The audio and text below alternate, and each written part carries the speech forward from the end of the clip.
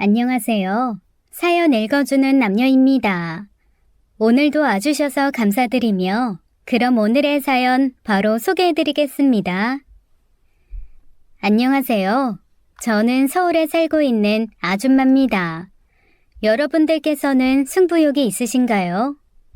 저는 승부욕이라고는 전혀 없습니다. 어떤 경쟁에서 지더라도 별다른 감정이 생기지 않아요. 그저 졌구나 싶은 정도랄까요? 물러터졌죠?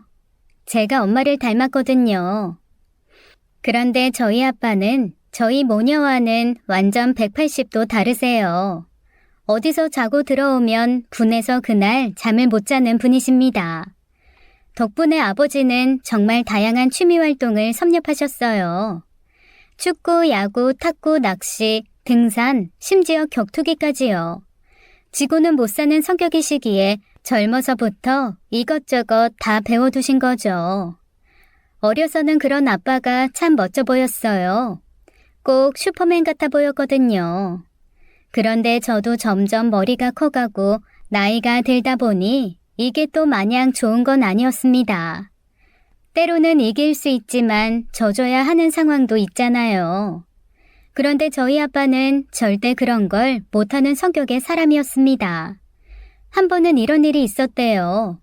저도 엄마한테 들은 이야기인데요. 제가 어렸을 때의 일이라고 합니다.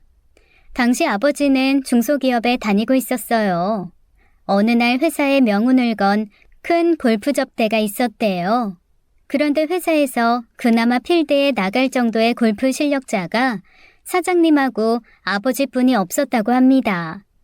그래서 사장님이 저희 아빠를 데리고 골프 접대를 나가신 거였죠. 그리고 진짜 중요한 거래처 사장님과 만나서 골프를 쳤는데 저희 아빠가 어떻게 했겠어요? 진짜 혼신의 힘을 다해서 골프를 쳤다고 하네요. 그리고는 집에 와서는 의기양양 골프 실력으로 거래처 사장 코를 납작하게 만들었다고 자랑하는 아빠를 보며 엄마는 기겁을 했다고 해요. 그때 안 잘린 게 기적이었지.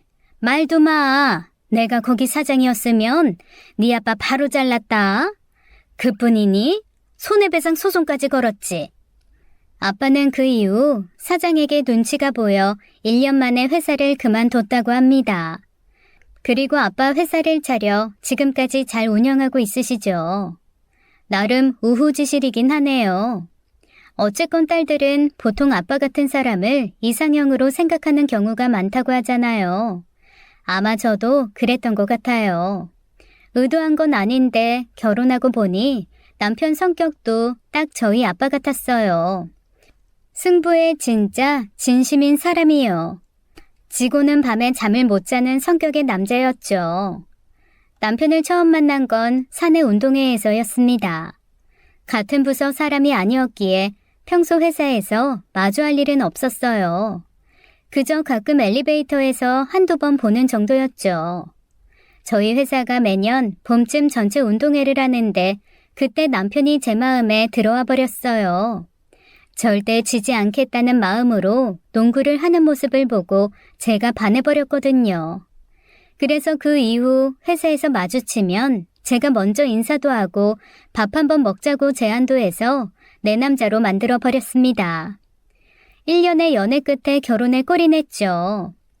그때는 그저 이 남자도 우리 아빠처럼 진심을 다해 인생을 사는 사람이니 적어도 우리 아빠만큼은 하겠지라는 생각이 컸었어요. 하지만 제가 엄청난 짓을 저질렀다는 것을 나중에 깨달았죠. 상상도 못했네요.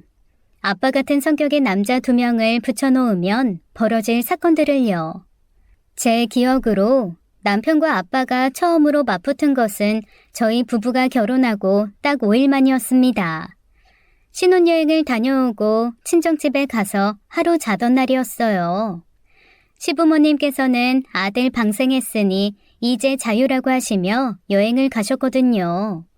그래서 저희 집을 먼저 갔죠. 친정집에 가니 동생이 반겨주더라고요. 사건의 발단은 동생이 가져온 물건들 때문이었습니다. 여동생은 다 같이 게임을 하자고 하더니 맥주와 보드게임 몇 개를 꺼내오더군요. 당시 여동생이 대학생이었기에 요즘은 저러고 노나 싶었습니다.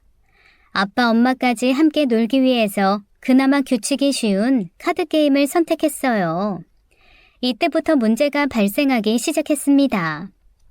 정해진 숫자가 나오면 재빨리 가운데 있는 종을 치면 이기는 단순한 게임이었는데 남편이 진짜 이를 악물고 진심으로 하더라고요. 땡! 와, 제가 또 이겼네요. 다들 분발 좀 해주셔야겠는데요? 형부, 왜 이렇게 잘해요? 이 게임 해보신 적 있어요? 하하, 오늘 처음 해보는 거야. 내가 어려서부터 운동신경이 좋았거든. 땡! 와, 형부, 또 이기셨어요. 대박! 아무래도 연세가 있으신 부모님보다는 어린 저희들이 더 민첩했죠. 그리고 남편은 진짜 진심으로 게임에 임하고 있었고요. 그래서 대부분 남편이 이기고 있었어요. 이거 너무 제가 다 이겨버리니 너무 죄송한 마음이 들어서 게임하기가 어렵네요. 남편 딴에는 그저 무심코 한 말이었어요. 하지만 그 말 한마디가 저희 아빠 승부욕을 자극시킨 거였습니다. 아빠 눈을 보니 활활 불타오르고 있더군요. 남편은 자신도 모르게 아빠에게 선전포고를 한 거였습니다. 이거 말고 다른 거 없냐? 뭐 윷놀이 같은 거. 있지. 윷놀이로 할까? 그래, 가져와봐. 그렇게 아빠는 자신이 불리한 카드게임 종목을 다른 것으로 바꿨어요. 하지만 아빠에겐 안타깝지만 윷놀이 게임 운이 터진 것도 남편이었습니다. 아싸, 뭐! 일단 아버님 잡고 한 번 더 갑니다. 우와! 또 뭐! 아이고, 당신은 나오는 족족 박서방한테 잡히네. 하하하. 부부끼리 팀을 만들어 내기 윷놀이를 했는데 엄마 아빠 팀이 저희 부부팀에게 아주 제대로 당하고 있었어요. 그렇게 몇 게임을 연달아 지고 나니 우리 아빠 눈이 벌게지더라고요. 제대로 승부욕이 불타고 있다는 걸 눈치챘죠. 그래서 잠시 쉬는 시간에 남편을 작은 방으로 끌고 갔습니다. 적당히 하고 져드려. 우리 아빠 승부욕 장난 아니야. 그렇게 계속 도발하면 당신 밤새도록 게임할 수도 있다니까. 에이, 그래도 승부를 가리는 게임인데 어떻게 일부러 지냐? 왜 못해? 당신 장인이야. 장인 기분 좋으시라고 져드리는 게 어려워? 난 어려워. 승부는 승부지. 그렇게 일부러 져드리면 아버님한테도 못할 행동이야. 기분 나빠하실걸? 아우, 답답해. 당신 뒷감당 할 수 있겠어? 남편은 제게 걱정 말라고 말하더니 거실로 나가더군요. 역시나 바로 아빠가 다가와서는 남편을 데리고 가셨어요. 그 모습을 보니 넌 오늘 잠자긴 글렀다라는 생각이 딱 들더군요. 자네 바둑은 좀 두나. 바둑이요? 네, 어려서부터 아버지한테 배웠습니다. 잘 됐구만. 그럼 이제 윷놀이 그만하고 바둑이나 한판 둡세. 아빠는 카드놀이와 운이 중요한 윷놀이에서 남편을 못 이기니 자신이 가장 자신 있어 하는 바둑을 들고 나오시더군요. 아빠가 바둑은 좀 잘 두시거든요. 그렇게 아빠와 남편은 바둑을 두기 시작했어요. 거실에서 바둑을 두기 시작하는데 아빠가 연달아 이기기 시작했죠. 하하, 자네가 젊어서 그런지 다람쥐 마냥 몸은 빠릿빠릿한데 아무래도 머리 굴리는 건 나를 못 따라오는구만. 아이고, 그만들 하고 식사부터 해요. 그래, 저녁 맛나게 먹어보자. 자네도 이제 그만 돌 던지고 포기하게. 수가 없어, 수가. 하하하. 남편은 결국 그 판도 졌는지 머리를 쥐어뜯으며 자리에서 일어났죠. 그러더니 아빠에게 말하더라고요. 장인어른, 식사하시고 한 판 더 하시죠. 와, 그때 남편 눈을 보니 윷놀이에서 연패를 당하는 치욕을 맛보고 승부욕이 올라 불타오르던 아빠의 눈과 똑같더라고요. 그때 확실히 알았죠. 이 사람들 같은 과다. 둘을 붙여놓으면 진짜 위험하겠구나 싶었습니다. 아니나 다를까 남편은 엄마가 차려준 밥을 진공 청소기 마냥 흡입하더니 아빠와 다시 바둑을 들어갔어요. 그리고는 엄마가 그만 좀 하고 다들 잘하고 큰소리친 새벽까지 바둑을 이어갔습니다. 뭐 결과는 남편의 대패였어요. 승리의 기쁨을 만끽한 아빠는 만족스러운 표정으로 안방으로 들어가 주무셨죠. 남편은 침통한 표정으로 결혼 전 제가 쓰던 작은 방으로 들어갔습니다. 그러게 적당히 좀 하지. 우리 아빠 다른 건 몰라도 바둑은 엄청 잘 두셔. 아이, 나도 바둑은 자신 있었는데, 자꾸 몇 집 차이로 지니. 아이, 진짜. 남편은 바둑을 진 게 너무 분한지 새벽까지 쉽게 잠에 들지 못하더라고요. 계속 뒤치락뒤치락거렸죠. 고작 게임 하나로 왜 저러나 싶었는데 이 일이 아빠와 남편의 오랜 전쟁의 서막이었다는 것을 그때 저는 진짜 알지 못했습니다. 2차전은 생각보다 빨리 시작됐어요. 1차전인 바둑 사건 이후 바로 다음 날 진행됐거든요. 전날 바둑 전쟁으로 한껏 승리감을 만끽한 아빠의 어깨는 올라갈 대로 올라가 있었어요. 남편은 패배감에 젖어 눈알도 동태마냥 흐리멍텅해져 있었죠. 늦은 아침 겸 이른 점심을 대충 챙겨 먹고 온 가족이 다 함께 찜질방을 갔습니다. 아빠와 남편은 남탕에서 대충 씻고 나온다길래 저는 동생하고 불지옥방과 아이스방을 왔다 갔다 하며 놀고 있었어요. 맥반석 계란도 사 먹고 식혜도 사 먹고 있었는데 어느새 보니 남편과 아빠가 불지옥방에서 찜질을 하고 있더라고요. 욕탕에서 언제 나왔대? 조금 전에. 나가자. 여기 식혜 끝내주는데 하나 마셔. 아빠, 식혜 드려요? 됐다. 나는 찜질이나 좀 더 하련다. 자네 힘들어 보이는데 그만 나가 보겠나. 아닙니다. 전 여기가 제 방처럼 따뜻하고 편해요. 좀 더 여기 있겠습니다. 여보, 나 좀 더 찜질하고 나갈게. 내 방처럼 따뜻하단 남편 말에 미친 건가 싶었습니다. 저는 들어가자마자 땀이 비 오듯 흘러내렸거든요. 그런데 아빠하고 남편은 나란히 앉아 불지옥방에서 눈을 지그시 감고는 찜질을 계속했어요. 저는 그 방이 너무 뜨겁고 답답해서 금방 나왔습니다. 그리고 다시 동생이랑 엄마랑 조교 코너에 가서 수다를 떨며 조교를 했죠. 그런데 시간이 지나도 남편이랑 아빠가 안 보이는 거예요. 엄마가 출출하다고 미역국이나 먹자고 해서 남편과 아빠를 찾았는데 말입니다. 그런데 어디에도 남편과 아빠가 안 보였어요. 알고 보니 그때까지도 불지옥방에서 찜질을 하고 있더라고요. 아빠, 여보, 아까부터 지금까지 여기 있었던 거야? 지금 여기 얼마나 오래 있었던 거야? 안 더워? 하나도 안 더워. 겨우 이 정도로. 미쳤어? 당신 지금 얼굴 빨개. 익어가는 거 아니야? 빨리 나가자니까. 난 잠깐 있었는데도 이렇게 더운데. 아빠, 엄마가 찾아. 빨리 나오래. 거참. 소란 떨지 마라. 이 정도로 덥긴 뭘 더워. 박서방. 더우면 먼저 나가게. 가서 시원하게 박사나 한잔 하겠나. 하나도, 안 덥습니다. 저 사나이 박민준. 이 정도는 3박 4일 정도 버틸 수 있어요. 뭐 포근한 정도네요. 아버님 더우시면 그만 나가시죠. 내가 원래 추위를 많이 타네. 여긴 따뜻하니. 좋구만.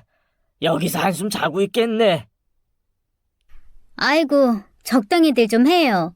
좀만 더 버티다간 불도 붙겠구만. 그제야 눈치챘네요. 이 남자들 또 이 불지옥방 안에서 찜질을 하며 누가 먼저 나가는지 서로 승부를 보고 있던 거였습니다. 먼저 나가는 사람이 진 거라면서 규칙을 정한 건 아니었지만 태생 자체가 지는 걸 싫어하는 승부사들답게 무언의 내기를 하고 있던 거였죠. 먼저 나가는 사람이 진 거라고요. 아, 진짜 제대로들 유치하다. 그만두라고 빨리 나와. 제가 아무리 말해도 남편과 아빠는 가쁜 숨을 몰아쉬며 앉아있더라고요. 저는 불지옥방에서 오래 있기 힘들어 바로 나와서 엄마에게 갔죠. 엄마, 내가 진짜 못 살아. 왜? 무슨 일 있어? 엄마, 아빠랑 박서방 지금 불지옥방에서 기싸움하고 있다니까. 먼저 나가면 지는 걸로. 그래서 다들 타들어가고 있는데 그 방에서 안 나오고 있어. 애들도 아니고 왜 저래 진짜? 그 말에 엄마가 화가 나서 불지옥방으로 달려갔어요. 허이구, 내가 미주 말 듣고 설마 했다. 그런데 진짜네? 당신은 어른이라는 사람이 왜 이래? 당신이 애야? 위험하게 찜질방에서 이게 뭐 하는 짓이야? 아, 빨리 못 나와? 박서방이야 아직 어리고 철없으니까 저런다고 쳐. 당신은 어른식이나 돼서 잘하는 짓이다. 네? 아이, 무슨 소리야. 아이, 난 그냥 이 방이 제일 따뜻해서. 좀만 더 따뜻하면 불타 죽겠네 그려. 박서방, 자네 안 나가나? 장모님? 아이, 나 다이어트 중이라 여기서 좀 더 수분 좀 빼고. 당장 안 나가? 엄마가 화를 내자 남편이 어기저기어서 불지옥방에서 나왔어요. 그러자 아빠도 바로 그 뒤를 따라 나왔죠. 왜? 따뜻해서 그런 거라며? 당신은 한두 시간 더 있다 나오지. 왜? 벌써 나가게? 아이, 그러고 싶긴 한데, 아이, 목이 말라서. 그러자 엄마가 아빠 등짝을 짝소리 나게 때렸어요. 애나 어른이나 철들이 없어 철들이. 그렇게 엄마 때문에 아빠와 남편은 밖으로 나왔습니다. 둘 다 아주 토마토처럼 빨개져서는 바로 벌컥벌컥 물 마시고 아이스방에 들어가고 난리도 아니었죠. 그리고 찜질방을 나가기 전 각자들 욕탕에 가서 간단하게 씻고 다시 모여 집으로 가기로 했어요. 그때 아빠가 남편 옆에 슬쩍 가시더니 그러더라고요. 자네가 먼저 나온 거야. 아이, 그건 아니죠.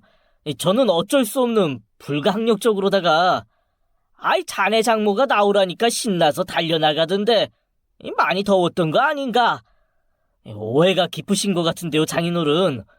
그러시면 욕탕에 가셔서 2차전을. 둘이 구석에서 속닥거리는 걸 엄마가 듣고는 이번에는 사위 등짝을 사정없이 내리치셨습니다.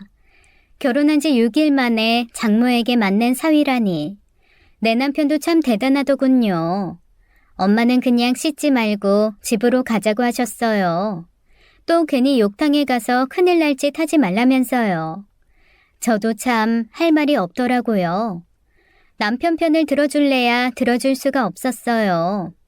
남자는 나이를 먹어도 애라더니 어쩜 아빠도 남편도 저렇게 유치하고 철이 없나 싶었습니다.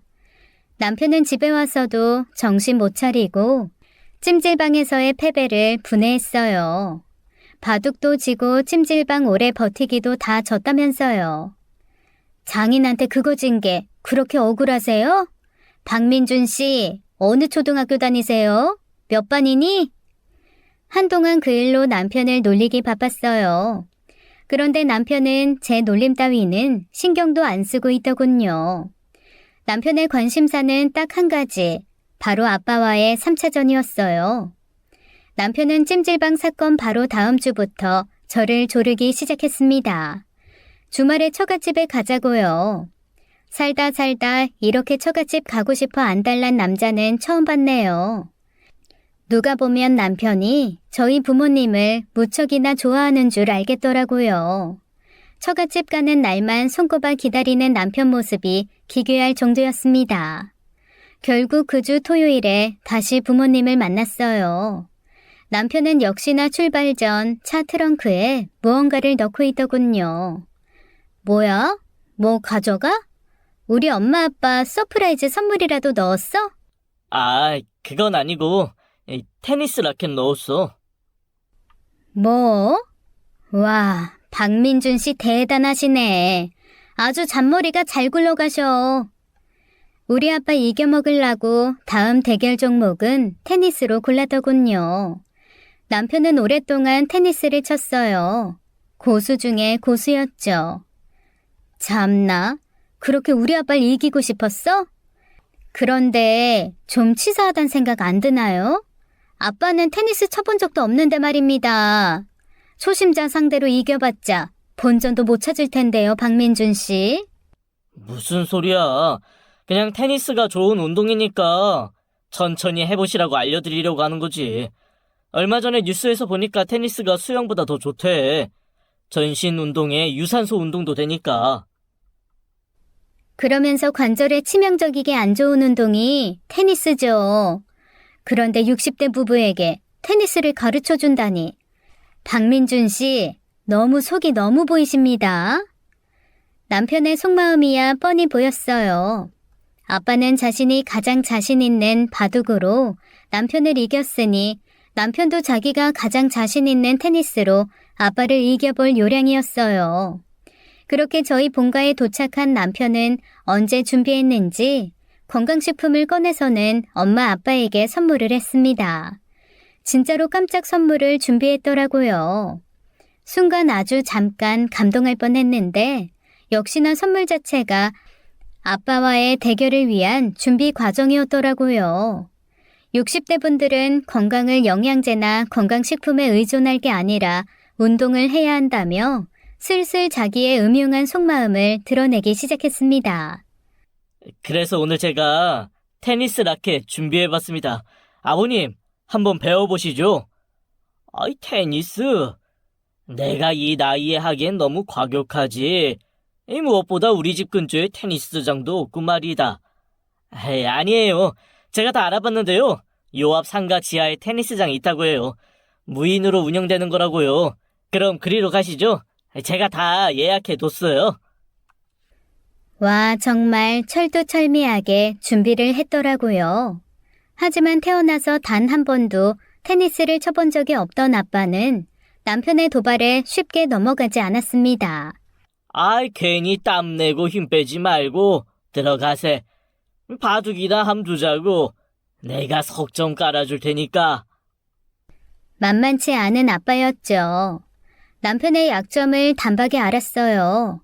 하지만 남편도 각오를 다지고 준비를 단단히 하고 온 모양이었습니다. 호락호락하지 않았어요. 그리고 바로 아빠를 도발하더라고요. 하긴, 기초 체력이 없으시면 테니스는 너무 힘드실 수 있겠네요. 죄송해요, 아버님. 제가 생각이 짧았습니다. 아빠를 살살 긁기 시작하더라고요. 에이, 설마 저런 단순한 도발에 넘어가겠나 싶었는데 아빠 눈을 보니 이미 넘어갔더라고요. 내가 아직도 아침에 동네 2바퀴씩 뛰는 남자다. 이 기초 체력은 자네보다 내가 더 좋을걸.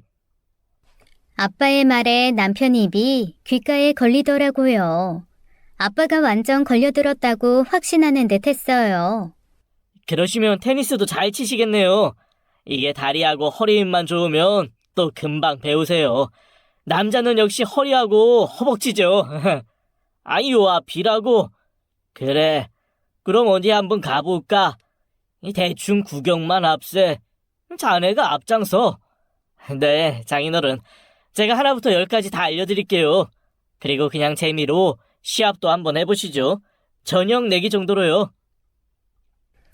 그러면서 아빠하고 남편은 집 근처 실내 테니스장으로 가더군요.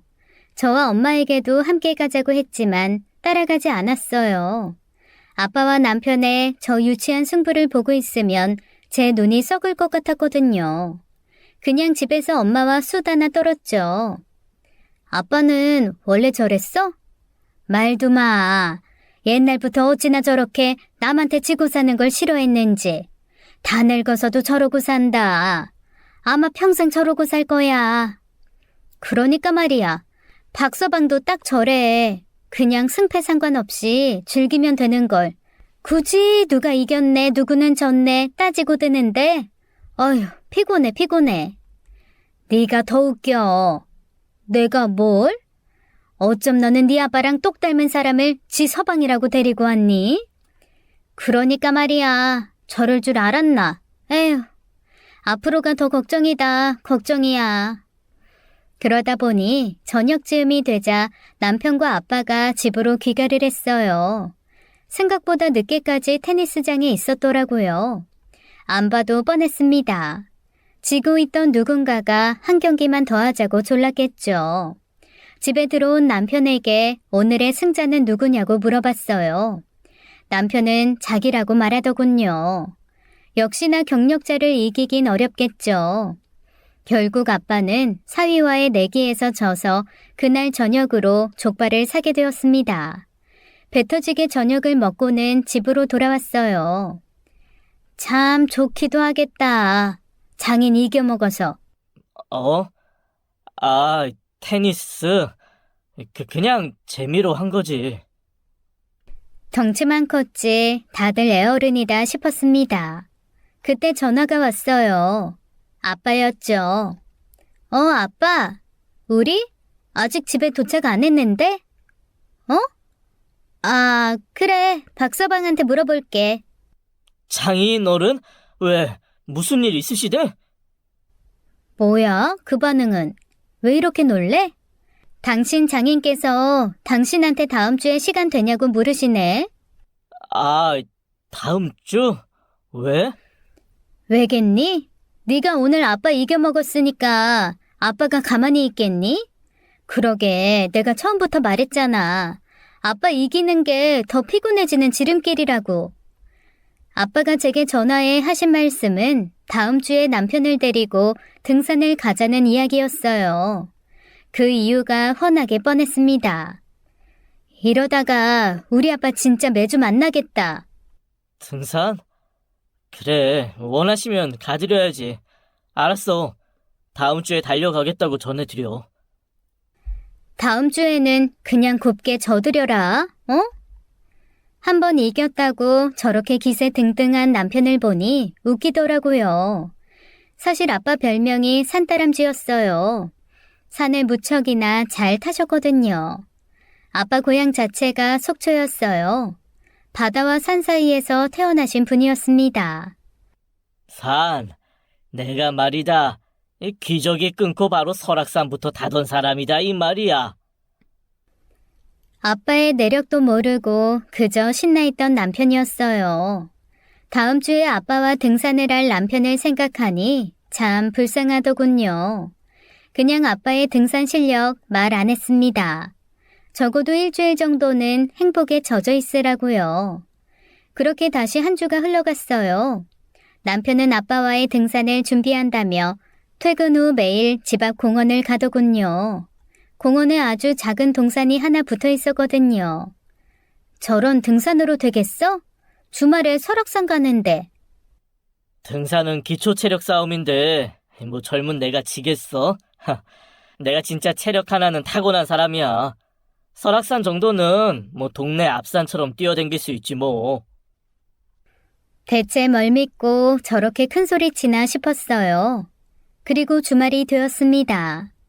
남편이 운전을 해서 온 가족이 설악산으로 향했어요. 이번에는 여동생도 데리고 갔습니다. 설악산에 도착하자 아빠가 말했죠. 자네가 체력은 좋지만 이 등산은 아무래도 초심자이니 등산 코스는 초심자 코스로 가보자고. 저는 최상급 코스도 괜찮습니다. 그런데 어머님도 계시고 처제랑 아내도 있으니까 쉬운 코스로 가시죠. 와, 나중에 알았는데 아빠가 아주 대놓고 거짓말 한 거였어요. 초심자 코스는 개뿔, 저는 진짜 죽을 만큼 힘들어서 천국 가는 등산 코스인 줄 알았습니다. 어쨌거나 아무것도 모르고 아빠를 따라 등산을 시작했는데요. 저희는 등산이라고 해봤자 집 앞 500m짜리 동산을 올라갔다 내려오는 게 다였기에 그냥 아빠만 따라갔어요. 그런데 진짜 두 발로 올라가던 저는 나중에 네 발로 기어서 올라갔네요. 아빠가 선택한 코스는 일명 5세 코스라고 불리는 코스였습니다. 나중에 다른 등산하시는 분들에게 들었는데요. 설악산 대청봉을 최단 코스로 오르는 코스라고 하더군요. 난이도는 최상, 가장 힘든 코스라고 했습니다. 와, 진짜 뻔뻔하게 아빠는 이 코스를 초심자 코스라고 능청스럽게 거짓말을 한 거였죠. 나 이제 못 올라가. 엄마, 먼저 가. 난 틀렸어. 네, 내가 저 인간을... 어휴, 그래, 같이 내려가자. 저 진상들은 알아서 대청봉 찍고 주차장으로 오라고 해. 결국 저질 체력의 저와 엄마 그리고 여동생은 중도 포기를 하고 하산을 했어요. 남편하고 아빠만 정상을 향해 올라갔습니다. 코스가 너무 힘드니 하산하는데도 한참 걸리더군요. 내려오는데 아주 발이 바들바들 떨려서 혼났습니다. 가능하면 굴러서 내려오고 싶은 심정이었어요. 그저 등산으로 아빠에게 대적한 불쌍한 남편의 명복을 빌어주었습니다. 그렇게 하산한 저희는 근처 식당에 가서 식도락하며 남편과 아빠를 기다렸어요. 갑작스러운 등산으로 놀란 속을 더덕구이와 토종닭 백숙으로 달래주었죠. 그렇게 한참을 기다리니 아빠와 남편이 돌아오더군요. 남편은 온몸이 땀으로 젖어서는 거의 네 발로 기어오는 수준이었습니다. 아이, 체력이 좋아 보였더니만 순풍성 근육이었구만. 그렇게 체력이 안 좋아서 남자가 어떻어? 보아하니 이번에는 남편의 완패였나 봐요. 아빠의 도발에도 남편이 한마디 못하더군요. 아니, 너무 힘들어서 말할 기운도 없어 보였습니다. 그렇게 집으로 돌아온 남편은 다음부터는 아빠에게 등산에 등자도 안 꺼낼 줄 알았어요. 하지만 아니더라고요. 집에 돌아온 남편은 바로 등산 동호회를 알아보더니 집 근처 산들부터 점령을 하기 시작했습니다. 당신도 진짜 여러 의미로 대단하다. 아빠 이기고 싶어서 지금 등산 시작하는 거야? 뭐 아버님하고 다음에 설악산 한 번 더 가보면 좋지. 당장은 어렵고 내년쯤? 그 이후에도 남편은 다른 여러 가지 것들로 아빠를 자주 만나러 가더라고요. 제가 일이 생겨 친정에 못 갈 때는 남편 혼자 갈 때도 있었어요. 친구들도 제 이야기를 듣고는 진짜 너무 특이한 남편이라고 하더라고요. 어쩔 때는 2박 3일씩 둘이서만 낚시를 갈 때도 있었어요. 서로 누가 더 큰 고기를 잡나 내기를 하면서요. 그럴 때마다 저 혼자 신혼집에 누워있으면 이게 맞나 싶기도 했다니까요. 그 외에 아빠와 남편은 정말 다양한 것들을 즐기면서 다니더군요. 뜬금없이 게임방을 갈 때도 있었고 노래방도 꽤나 자주 가더군요. 저렇게 주말마다 만나서 저러는 게 쉬운 게 아닌데 이쯤 되면 그냥 둘이 죽이 잘 맞아서 서로 즐기는 거 아니야? 단순히 그런 거라면 좋겠다. 난 적당히만 하면 좋겠어. 나야말로 진짜 피해자라고. 나 아직 신혼인데 이거 꼭 아빠한테 내 남편 뺏긴 기분이라니까. 그러게 말이다. 적당히들 해야지. 저러다가 괜히 또 서로 자존심 긁어서 사이 나빠지지 않으면 좋겠다. 나는 좀 걱정되네. 둘 다 자존심 무척이나 센 사람들이니까. 에휴. 사이가 좋아서 저러는 건지 아니면 정말 자존심 싸움을 하는 건지 구분이 잘 안 가더라고요. 주변의 고민을 이야기해봐도 친구들 중에 이런 일을 겪는 친구가 하나도 없었어요. 다들 장인과 사위는 적당한 거리를 유지하며 지낸다고 하더군요. 그렇게 걱정되는 나날이 이어지던 중 정말 잊지 못할 큰 사건이 하나 터지고 말았습니다.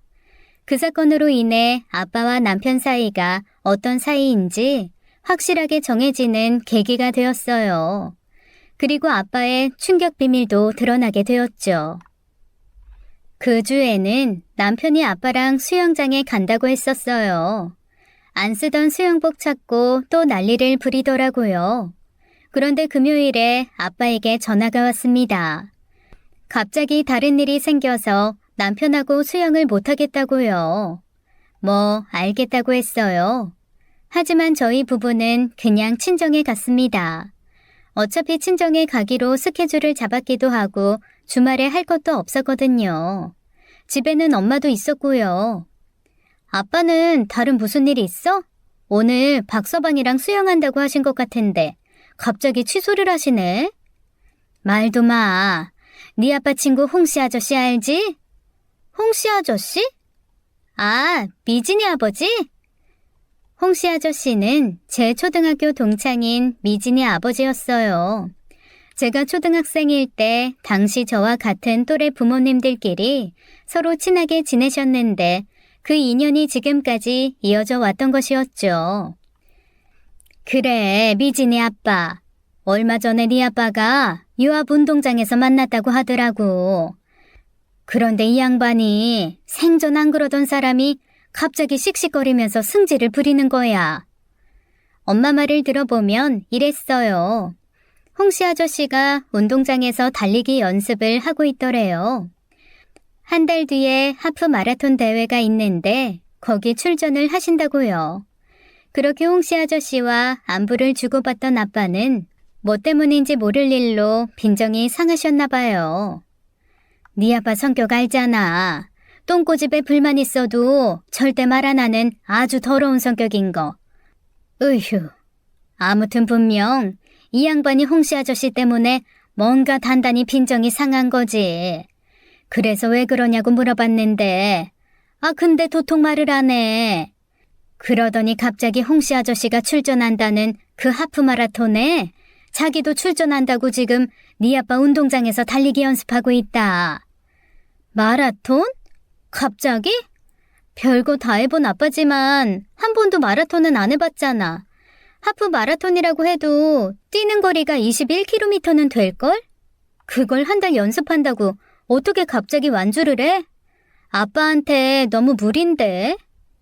내버려 둬라. 말려도 소용없더라. 아빠는 그렇게 달리기 연습을 한다고 남편과의 약속을 취소한 거였죠.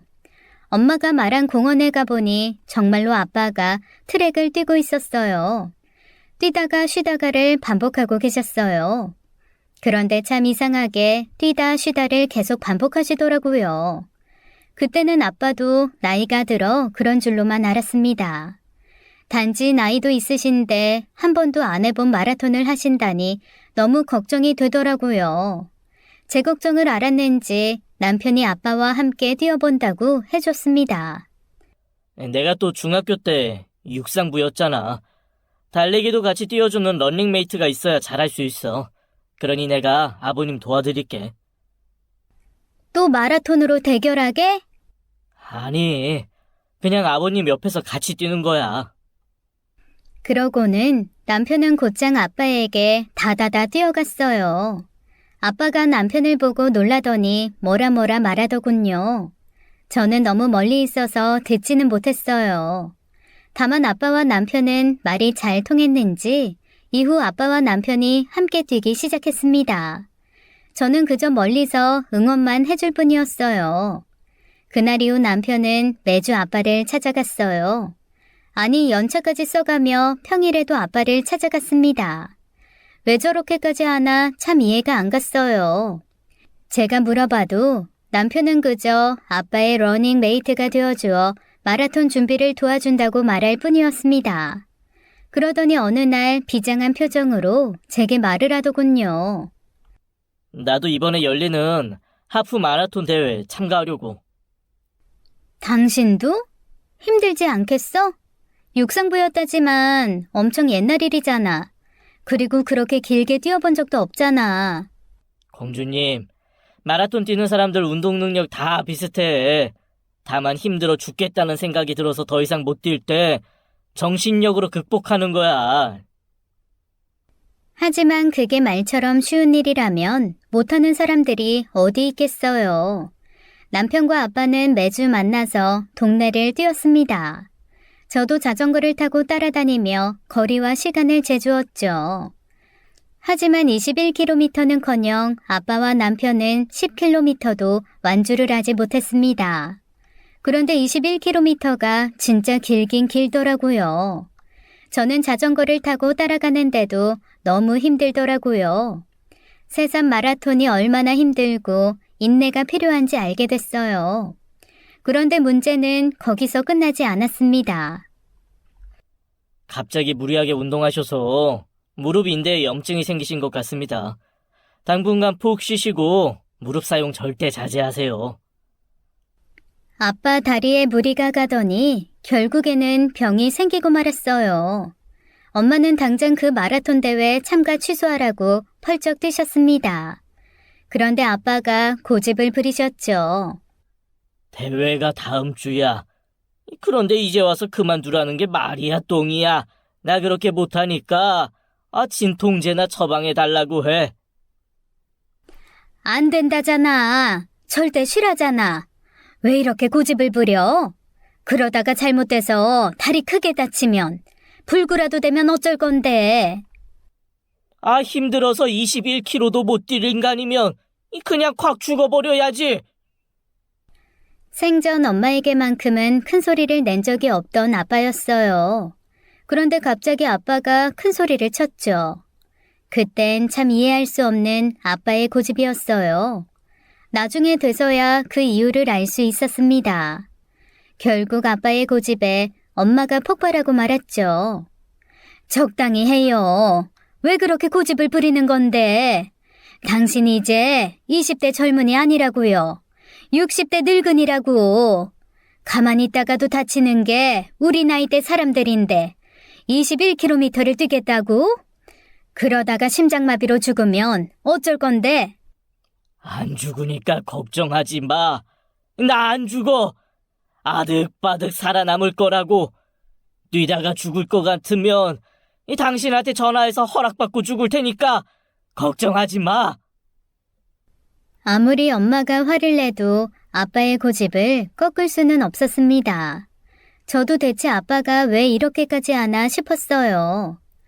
평생 마라톤이라고는 해본 적도 없었으면서 말이죠. 하지만 아빠의 고집과는 상관없이 대회를 코앞에 둔 시점까지 아빠와 남편은 21km를 완주하지 못했습니다. 연습 때도 완주를 못하니 정식 대회 때는 탈락할 거라 생각이 되었죠. 그래서 대회 당일에 남편과 아빠에게 말했어요. 원래 이런 대회는 참가하는데 의의를 두는 거야. 그러니까 꼭 완주하겠다고 무리하지 말고 너무 힘들면 중도 포기해. 알았지? 완주할 거야. 무슨 수를 써서라도. 내 말은 그러니까 노력은 하지만 정 안 되면 무조건 한다고. 너무 비장하게 말을 하는 남편이었어요. 무엇보다 아빠는 다리 통증이 심해지는지 뿌리는 파스까지 가져와서는 다리에 뿌리기 시작했습니다. 사실 이전에 아빠와 남편이 테니스나 등산, 바둑 이런 걸로 대결을 했을 때는 어느 정도 반쯤은 장난스러운 느낌도 있었어요. 그런데 이번만큼은 남편도 아빠도 너무 비장한 표정으로 대회에 참가를 하는데 진짜 이해를 하려고 해도 이해할 수가 없었습니다. 대체 왜 저렇게까지 하나 싶었죠. 대회 당일 정말 많은 사람들이 참가를 했더군요. 새벽부터 마라톤 시작 지점에 사람들이 몰려들기 시작했어요. 참 열심히들 사는 사람 많구나 싶더군요. 그때 군중들 중 한 사람이 저희 앞에 다가왔어요. 홍씨 아저씨였습니다. 미주구나. 오랜만이네. 안녕하세요. 미주 아버님 결국 참가하셨네요. 한 달 연습해서는 많이 힘드실 텐데 괜찮으시겠어요? 걱정 없습니다. 너무 무리하지 마십시오. 그 두 분이 이전에 어떤 대화를 했는지 저는 알 수가 없었어요. 그리고 왜 아빠가 홍씨 아저씨한테 저렇게 화가 나셨는지도요. 그저 그때는 아빠가 무사히 완주를 하고 오셨으면 좋겠다는 생각뿐이었죠. 저는 주최 측에서 주는 배띠를 남편과 아빠에게 묶어주었습니다. 다시 말하지만 무리해서 뛰지 말고 힘들면 중간에 그만 뛰어. 억지로 뛰지 말고. 알았지? 파스나 좀 더 뿌려봐라. 아빠는 다리가 아프신지 연신 뿌리는 파스를 무릎에 뿌리고 있으셨어요. 그러니 더 걱정이 되었죠.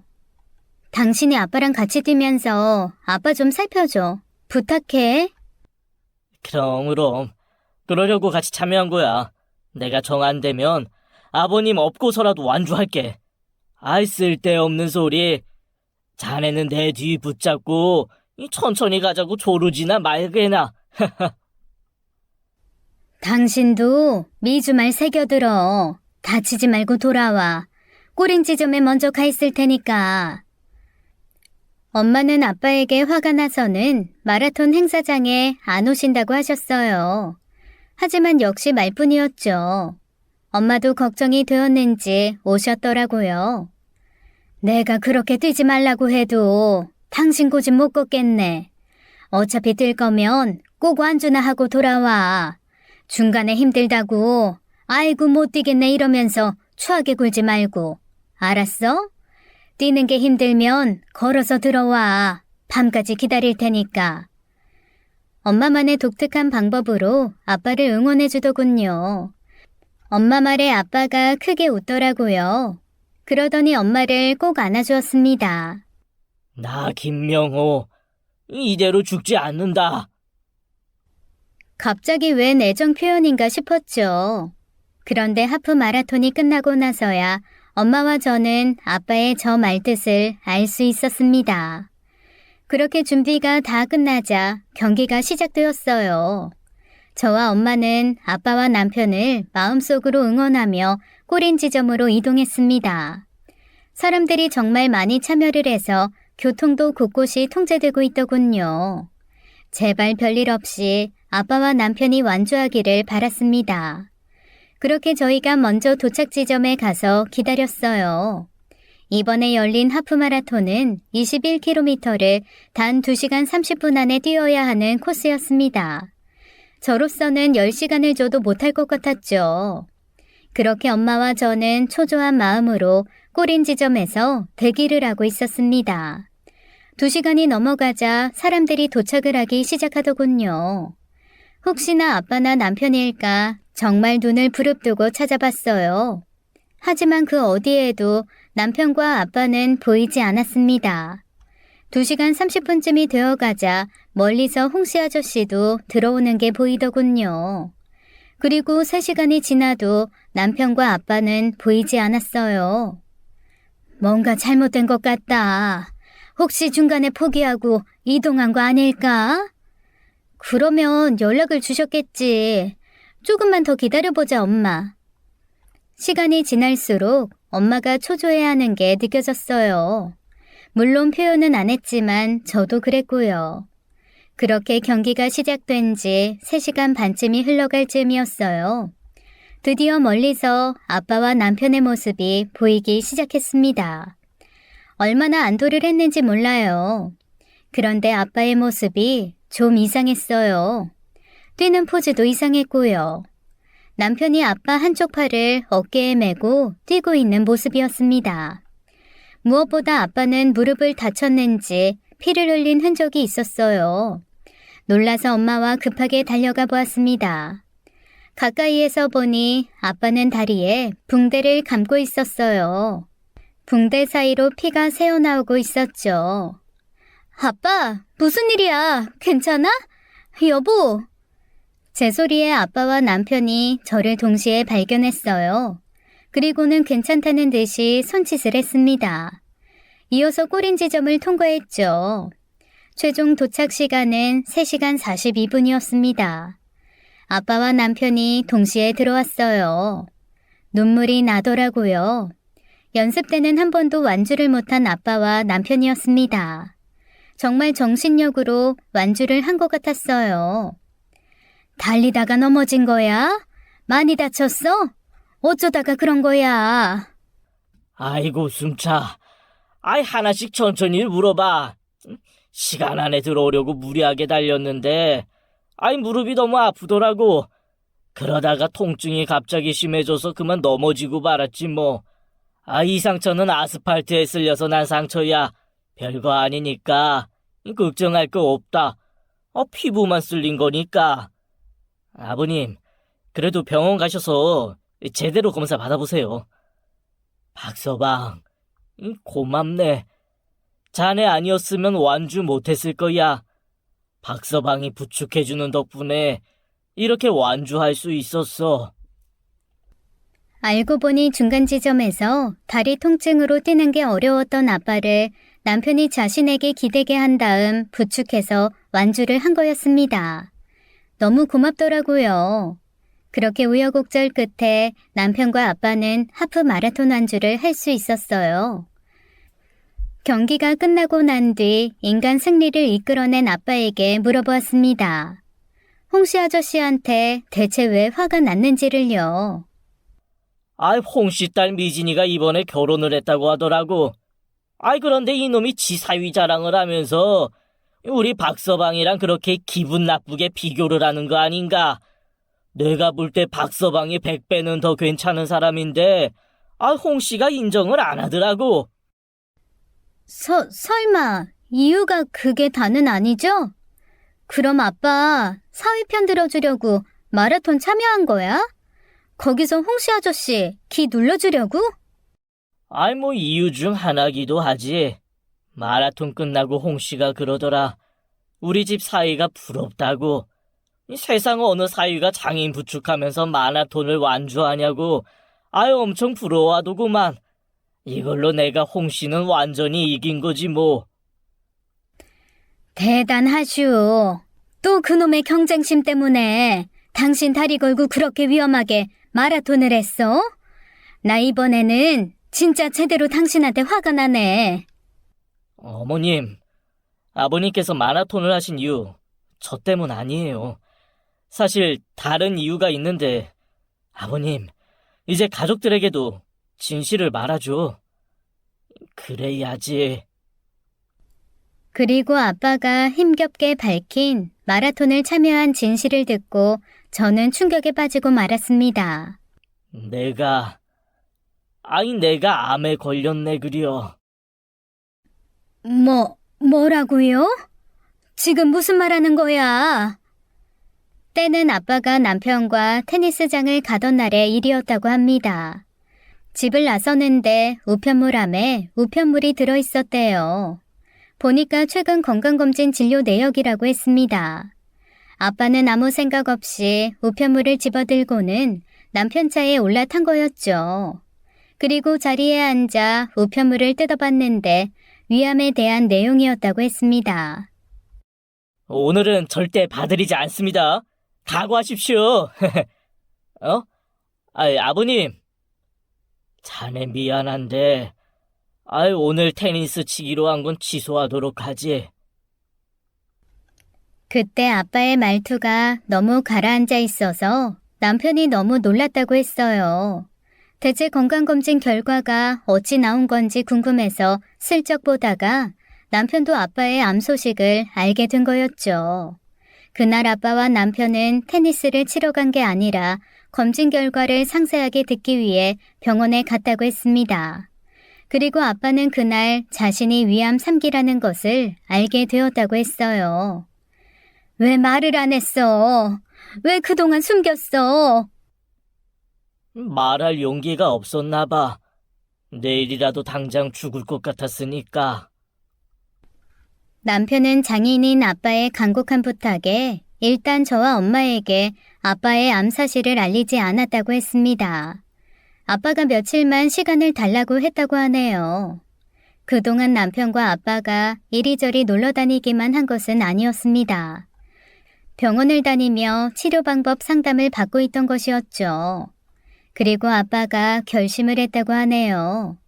하프 마라톤에 출전하기로요. 뜬금없이 웬 마라톤? 암 환자가 무슨 마라톤이야. 나 이해가 잘 안 되는데? 아버님께서 용기를 얻고 싶으셨대. 힘들고 괴로운 항암 치료, 그리고 그 치료 이후에도 나을지 알 수 없는 암 치료에 대한 공포를 아빠는 이겨내고 싶어 했다네요. 그러던 어느 날 홍씨 아저씨와 싸운 아빠는 이런 생각을 했답니다. 저렇게 힘든 마라톤조차 자신이 완주를 못한다면 그보다 더 힘든 항암은 할 수 없을 거라고요. 암을 이겨내기 전에 먼저 자신을 넘어보고 싶다고 했습니다. 그래서 마라톤에 참여해서 완주를 한다면 이후에 항암 치료를 받아도 살아남을 수 있겠다는 생각으로 마라톤에 참여한 거라고요. 그런데 결국 마라톤 완주하셨네요? 그래, 이 완주했지. 그럼 이제 항암 치료 시작해도 아빠 다 이겨낼 수 있죠? 그쵸? 그래, 이제는 그럴 수 있을 것 같구나. 그리고 아빠는 항암을 시작했습니다. 이제 아빠가 싸워야 할 상대는 제 남편도 그리고 마라톤도 아닌 암이었어요. 그렇게 아빠는 시작을 했습니다. 항암 치료를요. 너무나 괴로운 시간이었어요. 하지만 아빠는 암에게 절대 굴복하지 않겠다는 강한 의지로 항암을 하셨습니다. 그렇게 1년이 흘러갔습니다. 아빠는 결국 완치 판정을 받을 수 있었어요. 그 사이 많은 변화가 있었습니다. 아빠가 암 완치를 한 이후 동생은 결혼을 했어요. 자매들이 어찌나 보는 눈이 비슷한 건지 동생이 데리고 온 제부도 승부욕이 장난 아닌 남자더라고요. 덕분에 저희 남편과 아빠와 셋이서 매주 이것저것 엄청 하면서 다니더군요. 최근에는 셋이서 테니스를 치며 운동을 하고 있습니다. 매주 내기를 하며 서로 승부욕을 불태우고 있죠. 엄마는 마라톤 사건 이후 사위만 보면 복덩이라고 하면서 무척이나 아껴주시네요. 사위 사랑은 장모라는 것을 제대로 보여주고 계시죠. 저도 잘 지내고 있습니다. 얼마 전엔 임신을 했어요. 뱃속의 아이가 딸인지 아들인지 아직은 모르지만 어서 제 아이를 만나보고 싶네요. 폭풍 같은 시간이 지나고 이제는 평온의 시기인 듯합니다. 살다 보면 또 폭풍 같은 어려움이 저를 찾아올 수도 있겠죠. 그때가 돼도 온 가족이 똘똘 뭉쳐 이겨내도록 하겠습니다. 여러분의 가정에도 평화가 있기를 빌며 제 이야기 여기까지 하도록 할게요. 감사합니다. 지금까지 사연 읽어주는 남녀였습니다. 끝까지 시청해주신 여러분 감사드리며 저희는 다음 사연으로 돌아올게요. 감사합니다.